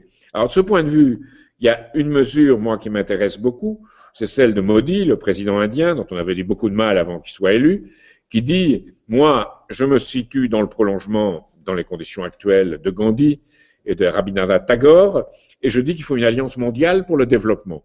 Et dans le cadre de cette alliance, il dit, il faut aller vis-à-vis des besoins des hommes, et il a fait une semaine de promotion de la femme indienne, et il a fait également la promesse de mettre des toilettes dans chaque unité de vie en Inde. Donc ça a l'air de rien, les Occidentaux s'en moquent, mais c'est essentiel pour le respect de soi-même et l'estime de soi. Donc il y a cette orientation-là dont il faut jouer sur tout ce qui est positif et tout ce qui s'oppose à ce système de destruction qui est là. C'est pas après-demain, c'est très vite. Je ne peux pas vous garantir que ce soit au mois d'août, mais je peux vous garantir que les conditions sont créées pour que ce soit au mois d'août. Donc, on est dans un risque immédiat. Et je reviens donc à la question que vous avez posée, l'Afrique. L'Afrique sera la pierre de touche. C'est-à-dire, est-ce qu'on continue à avoir vis-à-vis de l'Afrique une politique qui est d'exploitation, et avec la complicité des soi-disant élites locales qui ont été formées dans les pays occidentaux, ou est-ce qu'on a une autre politique qui est véritablement le développement de l'Afrique? Et de ce point de vue, mes amis le mouvement panafricain ont fait une analyse, mon ami Diogène a fait une analyse, Diogène Seni a fait une analyse sur la dette africaine, montrant comment celle-ci avait été montée de toutes pièces par les pays occidentaux, qui est la meilleure analyse que je connaisse. Vous pouvez la voir sur notre site, elle est sur le site américain aussi, elle est en français et en anglais, vous pouvez voir son analyse qui est extraordinaire. Et c'était une matière de discussion entre eux et nous, sur qu'est-ce qui fait que on puisse libérer l'Afrique. Et eux pensent comme nous qu'on ne peut pas le faire seulement, et sans doute pas de l'intérieur de l'Afrique, qu'il faut à la fois organiser en Afrique des gens qui doivent être capables de penser leur destin autrement que sous une empreinte coloniale ou néocoloniale, et que de notre côté, nous devons défendre ces gens et défendre un système où l'Afrique pourra trouver non pas un ordre de pillage et d'exploitation, mais un ordre de développement mutuel. Alors vous me direz, c'est un long chemin, oui et non, parce que le défi va être immédiat de penser à un autre type d'ordre. L'actuel est en train de s'effondrer. Si ce n'est pas la guerre, ce sera un effondrement économique et financier de tout le système en place. Même les gens de Wall Street le disent. Moi, je lis parfois ce que produisent des spéculateurs cyniques de Wall Street. Eux-mêmes le disent. Ils sont beaucoup plus honnêtes que Le Monde, que Le Devoir ou que la Libre Belgique. Ils disent cyniquement ce qu'ils voient, comme Huxley. Donc, il faut les prendre au mot et voir que, pour eux, ce qu'ils disent, c'est qu'il faudra sans doute laisser 50% des actifs partir en faillite, que eux doivent garder le pouvoir au centre du système et créer une monnaie nouvelle pour eux. À quoi Larouche répond, et nous répondons, en même temps, il faut créer une nouvelle monnaie pour nous. Une nouvelle modèle basée sur de grands projets de développement, sur la croissance, et qui ne sera pas la monnaie mondiale comme le voulait Keynes, mais qui sera, d'une part, qui reposera sur le retour aux souverainetés nationales sur les monnaies. Et je dois dire que, ce point de vue, les pays africains doivent retrouver leur souveraineté nationale dans un contexte progressivement panafricain contre le franc CFA ou toute autre nature de monnaie imposée de l'extérieur. Et il y a beaucoup d'auteurs africains qui ont analysé très bien cette exploitation par la monnaie de leur pays. Peut-être Sébastien Périmoni pourrait en dire un mot? Oui, Poumi, le Camerounais. Et aussi comment s'appelle-t-il, celui qui est qui est mort maintenant, mais non, il est toujours vivant, des panafricains. Celui qui a écrit sur la dette aussi, sur comment la France avait transféré un système d'exploitation qui était sous Vichy, et qu'elle avait transmis cette exploitation aux pays d'Afrique. C'est-à-dire que le système par lequel le système financier français exploite les pays d'Afrique est semblable au système par lequel le Troisième Reich exploitait la France. Ça a été transmis. Alors il s'appelle le professeur Agboou. Voilà. Il est toujours vivant. Il est toujours vivant, pardon. Il est toujours vivant. Donc Poumi, le Camerounais, et le professeur Agboou, qui lui est il est ivoirien, je pense, oui. Et ce qui donne un certain espoir, le retour au Burkina Faso des gens qui ont été dans le mouvance de Sankara, de Thomas Sankara, mais avec tous les efforts faits par l'ensemble des pays coloniaux pour rétablir l'armée, pour le contrôler. Donc là, il y a un combat. Oui, je peux rajouter les deux références en question. Le bouquin de Pouemi, alors je ne sais pas si vous me voyez, enfin peu importe. Le bouquin de Pouemi s'appelle Monnaie, servitude et liberté. Et Pouemi, il faut savoir qu'il a été un officiel du FMI. Il a passé plusieurs années au FMI avant de retourner sa veste, mais dans le bon sens, pour aller justement enseigner dans les universités au Cameroun, justement ce que c'était que l'économie réelle. Et c'est lui qui avait, dès 84, en fait, dénoncé ce miracle français, puisque la France, disait-il, était le seul pays à avoir réussi l'exploit dans le monde de donner l'indépendance politique à un pays tout en contrôlant toujours sa monnaie. Il faut savoir que le CFA est toujours contrôlé par le Trésor français. Donc ça, c'est très bien analysé dans Monnaie, servitude et liberté. Et le deuxième livre qu'il faut lire à tout prix, ça c'est les 2 livres minimum pour être un vrai résistant aujourd'hui en Afrique. Ça s'appelle Le franc CFA et l'euro. Et donc c'est tout ce que disait Jacques sur le nazisme monétaire et tout ce qui est les comptes d'escompte, on appelait ça. Et ça c'est le professeur Agbohou, dont vous pouvez trouver les vidéos facilement sur Internet et également tout son livre qui s'appelle Le franc CFA et l'euro. Alors, je dois ajouter quelque chose pour dire qu'il y a d'autres pays où il y a ce même type de mécanisme d'exploitation. C'est quand j'étais au Honduras, par exemple, ou au Salvador, il y a des monnaies qui au Honduras, c'était l'Empira, par exemple, qui valaient 2 Lempiras pour $1. Et c'est un taux fixe, comme on l'a fait contre l'Argentine. Et qu'aujourd'hui même, en Équateur, c'est le dollar, la monnaie. Et que Rafael Correa lui-même, qui s'insurge contre la dette injuste et odieuse, n'a pas réussi à rompre, il le voudrait bien, mais il ne pourra le faire que dans le contexte d'un changement de l'économie internationale et une alliance entre pays d'Amérique du Sud et d'Amérique centrale. Donc voilà. Ce qui est intéressant aussi, c'est ces développements en Amérique du Sud et en Amérique centrale aujourd'hui qui manifestent je dirais, des germes d'indépendance intéressants par rapport à ce système monétaire.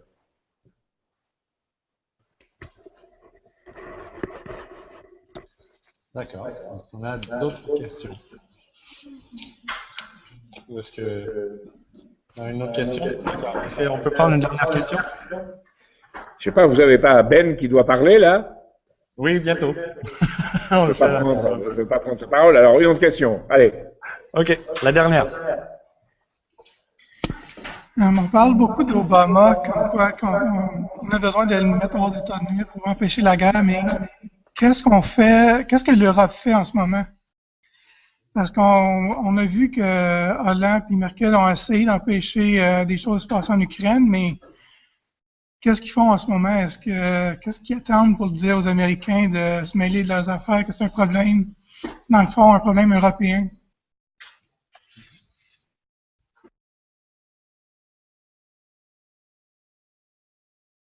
L'Europe est dans une entreprise de suicide mutuel assuré.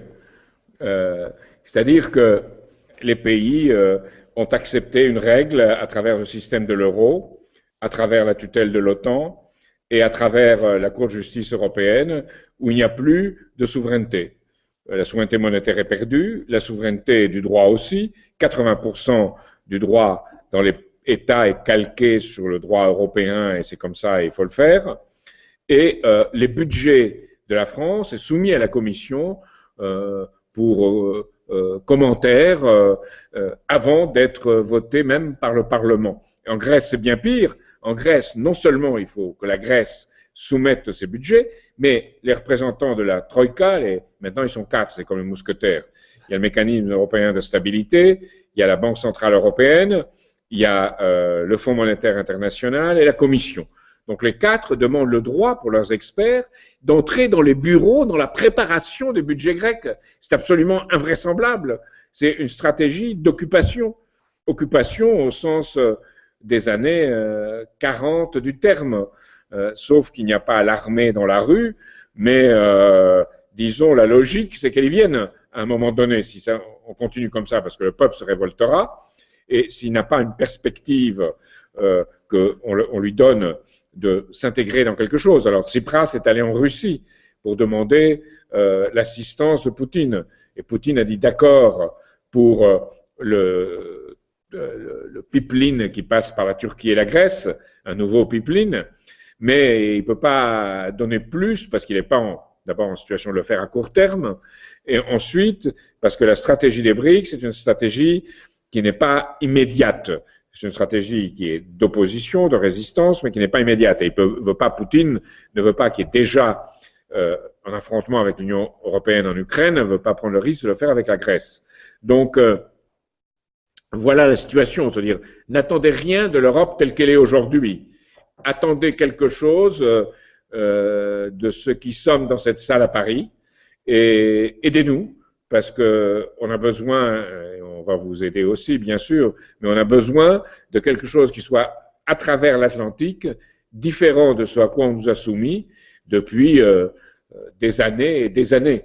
Moi, je relisais des textes même de Pompidou, que je combattais à l'époque parce qu'il m'apparaissait comme un réactionnaire, et je vois ces textes de Pompidou, mais ils sont d'une qualité infiniment supérieure à tous ceux de dirigeants européens aujourd'hui. C'est très très choquant. Il croit à l'industrie, il croit au progrès, il croit à l'égalité sociale, il croit en développement mutuel, il est contre l'austérité. L'Europe impose partout l'austérité, partout. C'est quelque chose d'épouvantable. Je sais pas, la situation en Espagne est terrible. En Grèce aussi, les gens sont obligés de vivre chez leurs parents. Les jeunes, il y a 60% de chômage en Grèce et en Espagne, des jeunes. Ils sont obligés de vivre chez leurs parents, même mariés. Enfin, on est dans un système qui est en régression. Donc cette Europe-là, où Bruxelles est un peu le courroie de transmission du modèle anglo-américain, notamment dans le domaine financier et monétaire, Bruxelles ne fera rien. C'est une armée de fonctionnaires d'empire qui seront des collabos. Ils sont des collabos. Donc la seule chose que nous demandons, avec d'autres, c'est qu'on sorte de l'OTAN, de l'Union européenne et de l'euro, mais pas du tout pour comme Marine Le Pen, pour se replier vers le passé et vers le national, pour redéfinir une entente entre nations pour le développement, la croissance économique et le futur, et redéfinir la notion de nation. Vous savez que Jaurès disait, la nation, un peu d'internationalisme en éloigne, beaucoup d'internationalisme y ramène. Et c'est de ce point de vue qu'une nation liée à un ordre international de développement mutuel, de développement harmonieux, doit être reconstruite. Et c'est pour cela que la France aurait, comme De Gaulle l'avait fait en son temps, et comme Mendès France l'avait fait aussi, un rôle à jouer vis-à-vis des BRICS, et qu'on ne devrait pas seulement dire en France vive le Québec libre, ce que les gens ont mal compris d'ailleurs, c'est ce que ça voulait dire. Ça voulait dire libéré de la tutelle financière britannique. Et De Gaulle aurait voulu que tout le Canada le soit en même temps, mais pensait que c'était pas possible à l'époque. Aujourd'hui, c'est peut-être possible si vous vous battez un peu. Donc, ça voulait dire qu'il faudrait dire vive l'Europe libre aujourd'hui. C'est ce que j'ai dit d'ailleurs. Il faut libérer l'Europe, ce qu'a dit Madame Larouche dans un texte qu'elle a écrit il y a 2 ou 3 mois. Il faut libérer l'Europe de la tutelle à laquelle elle est soumise. Et l'Europe n'est pas libre. L'Europe est sous la coupe du système, je dirais, anglo-américain, et qui prend des formes d'ordolibéralisme, de socialisme libéral, en France, en Espagne ou ailleurs, mais ça prend différentes formes, mais toutes obéissent à ce principe de tutelle par une oligarchie. Et c'est de ça qu'il faut sortir. Et c'est ça que Tsipras et Varoufakis ont essayé de faire. Et vous savez ce que dit Varoufakis, j'ai une citation ici, et ça vous fera mieux comprendre la situation. Et Varoufakis est ce qu'il est, mais il a parfaitement raison sur ce plan-là. Je cherche ma citation parce qu'elle est frappante et je voulais la donner la citation exacte. Voilà, Varoufakis disait, c'est une interview à El País en Espagne, il disait, le plan de Wolfgang Schäuble, donc le ministre de l'économie allemand, est de mettre la Troïka partout. Paris, c'est la destination finale de la Troïka. Et beaucoup de gens commencent à avoir peur de cela et commencent vraiment à prendre davantage au sérieux ce que nous avons à dire ici.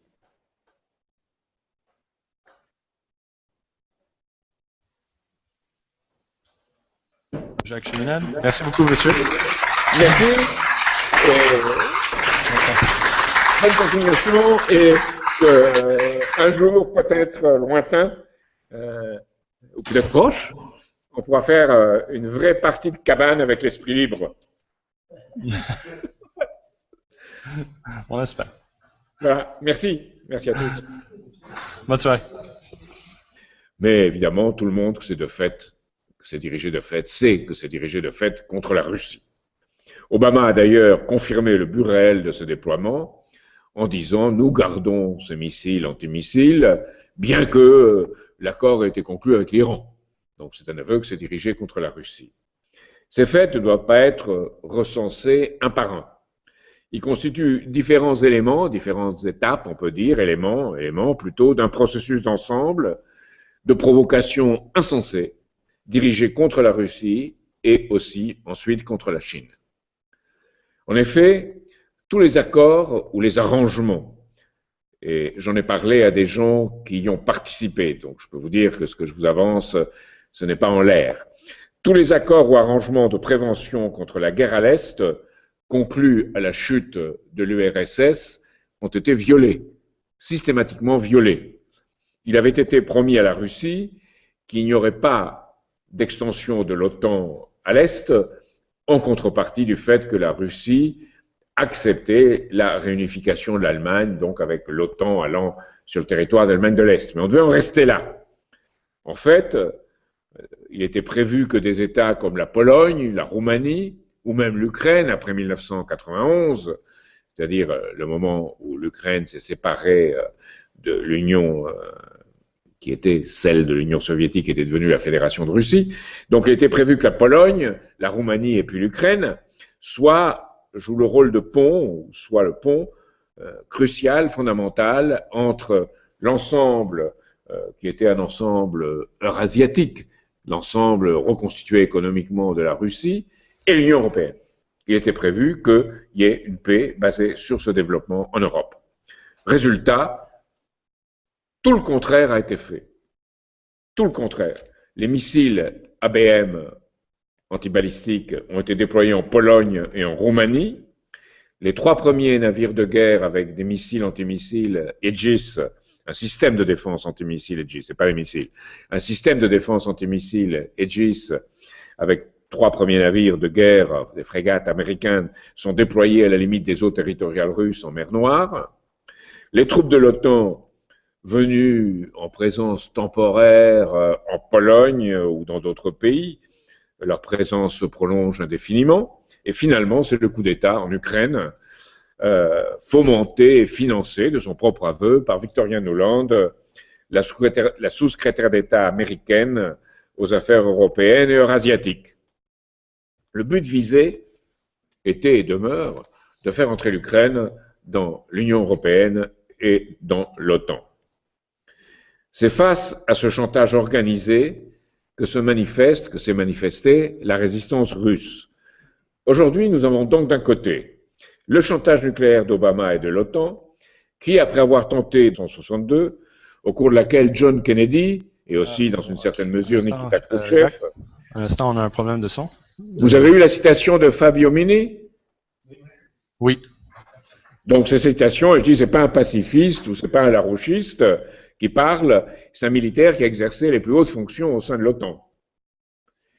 Nous sommes ainsi dans une situation qui est devenue plus grave que celle de la crise des missiles de Cuba en 1962, d'octobre-novembre 1962, au cours de laquelle John Fitzgerald Kennedy et Nikita Khrouchtchev, à sa façon, sont parvenus à éviter de peu que le seuil nucléaire soit franchi.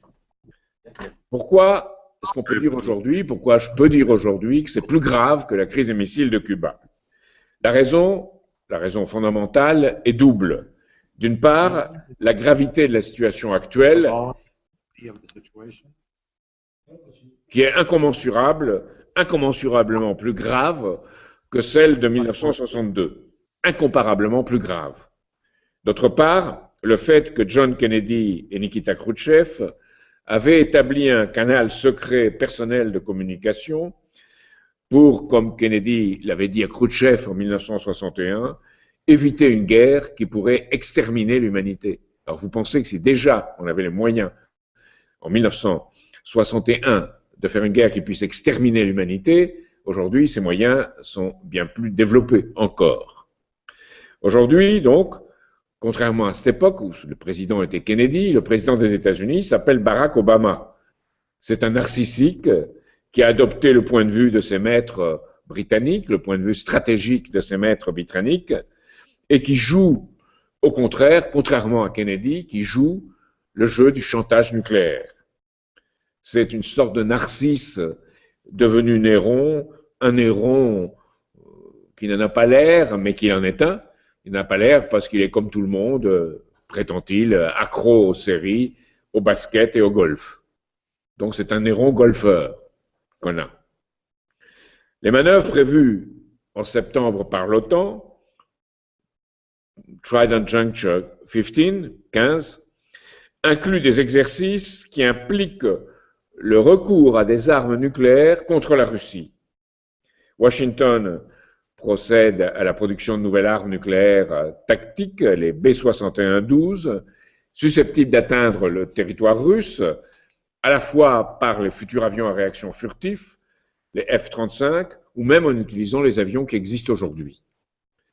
Les États-Unis se sont aussi retirés unilatéralement, de même, du traité international sur les missiles antibalistiques, le fameux traité des ABM, afin de déployer un système de défense antimissile en Europe orientale, notamment, qui est déjà en cours avancé de déploiement, en Pologne et en Roumanie. Ce système est prétendument dirigé contre l'Iran. D'étrangler économiquement la Russie font peser sur elle la menace militaire. En effet, le calcul est de convaincre la Russie, en passant au besoin à l'acte, que l'OTAN est en mesure de détruire, grâce à la précision de ses missiles, à leur modernisation et à leur caractère furtif, que l'OTAN est capable de détruire la capacité russe de contre-frappe, de deuxième frappe, en cas de première frappe de l'OTAN. Donc, on se situe bien dans l'hypothèse d'une première frappe de l'OTAN, sans le dire tout en le disant.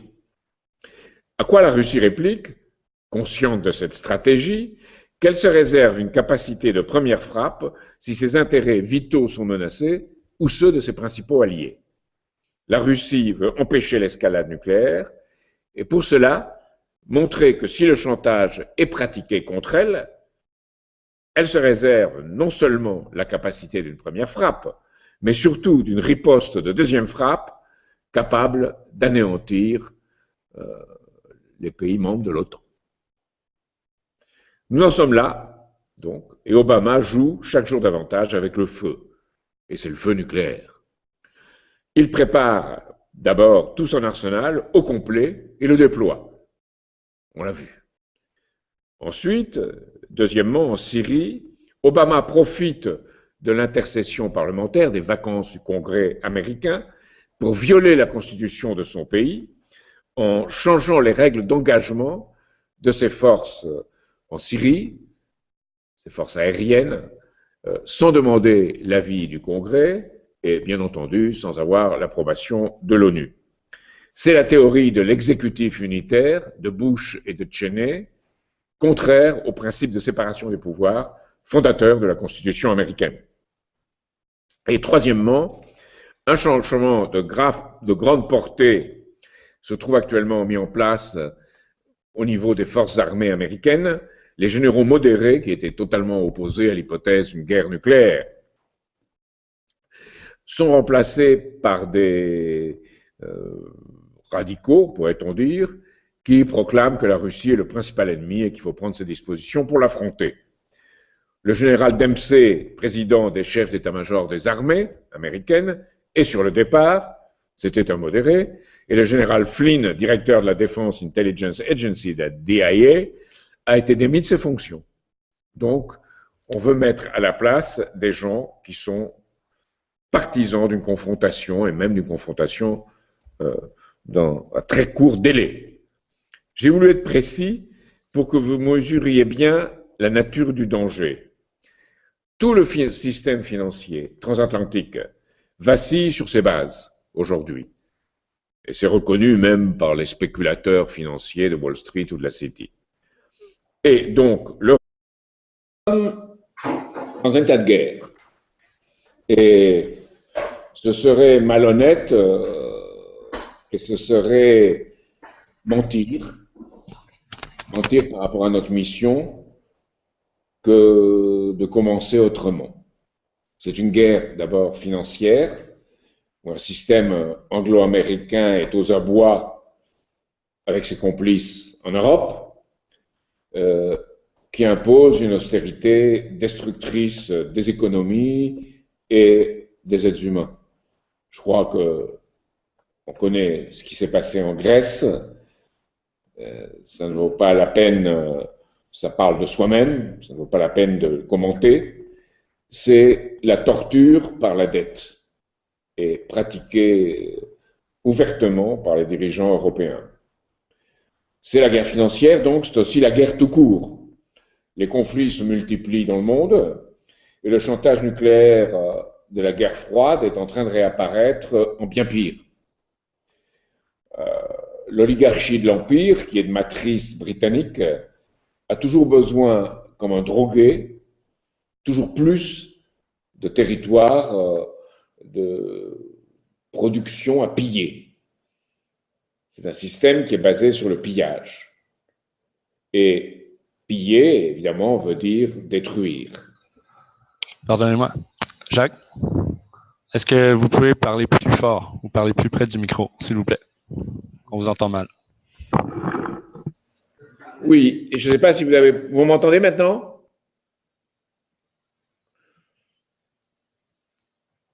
Vous m'entendez? Oui, pardon. On vous entend, c'est encore un peu faible.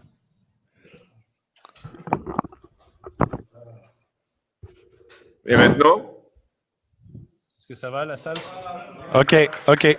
Continue. Oui, ça marche, merci. C'est mieux. Donc, je disais, nous sommes dans un état de guerre et ce serait malhonnête de ne pas commencer par là et par le dire.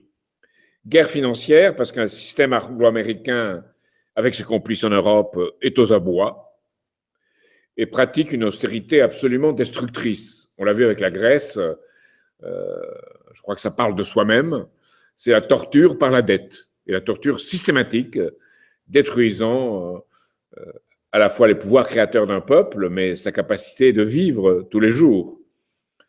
Un peuple qui n'a plus de médicaments, un peuple qui n'a plus d'emploi, et où on coupe les retraites alors que toute une famille vit de ses retraites, puisque les autres membres de la famille n'ont pas d'emploi. Donc une guerre financière, mais une guerre tout court. Au moment où les conflits se multiplient dans le monde, et le chantage nucléaire, on retrouve les conditions de la guerre froide en pire. Parce que l'oligarchie de l'Empire, qui est, comme vous le savez, de matrice britannique, vous savez quelque chose du système monarchique anglais là-bas au Canada et au Québec en particulier, ce système a toujours comme un drogué besoin de plus de substances à piller, de plus de substances humaines, de substances économiques, de production à piller, et n'est jamais satisfait. Il faut qu'il pille davantage, donc détruise. Et une guerre culturelle, pour tenter d'anéantir les résistances légitimes qui apparaissent, l'Empire propage une contre-culture qui est elle aussi destructrice, qui détruit les capacités créatrices des êtres humains pour ramener l'être humain au statut de vassal ou de serf ou de suzerain ou d'esclave mental, où le suzerain opprime le vassal, ou des gens dont les repères ont disparu et qui ne savent plus comment s'orienter, qui sont désorientés parce que leurs repères ont disparu. Le danger de guerre est immédiat. Nous le disons, Lyndon LaRouche l'a répété à plusieurs reprises, que ce mois d'août est vraiment le mois de tous les dangers. Cela ne veut pas dire que si nous passons l'échéance, les choses iront mieux. Car entre une mort rapide et une mort lente, je ne sais pas laquelle des deux, si on reste dans le système, est la plus agréable. La stratégie de l'Empire aux abois a toujours été d'imposer aux autres le chantage, avec les armes les plus développées dont il peut disposer, non basées sur des découvertes, mais sur des applications technologiques. Et cette fois, le chantage de l'OTAN est un chantage nucléaire. Cet état de guerre vient d'être défini par un général italien, Fabio Mini, qui est ancien chef du commandement sud de l'OTAN. Il a dit, constatant la situation en Ukraine et au Moyen-Orient, mais aussi en Chine, il a dit « Tout indique qu'on ne doit pas attendre un autre conflit total. Tout indique qu'on ne doit pas attendre un autre conflit total. Nous sommes déjà plongés jusqu'au cou dans ce conflit. Il n'y a pas à attendre, on y est déjà. » Il voit le danger dans la politique agressive d'Obama en mer de Chine, c'est le fameux pivot pacifique. Et il dit « Pas tellement parce que des porte-avions et des missiles s'y trouvent déployés, mais parce que la préparation d'une guerre mondiale de ce type, y compris l'inévitable confrontation nucléaire, est ce que l'on prépare. Donc, ce n'est pas un pacifiste ou un larouchiste qui parle, c'est un militaire ayant exercé les plus hautes fonctions au sein de l'OTAN. Nous sommes ainsi dans une situation devenue plus grave que celle de la crise des missiles de Cuba de 1962, d'octobre-novembre 1962,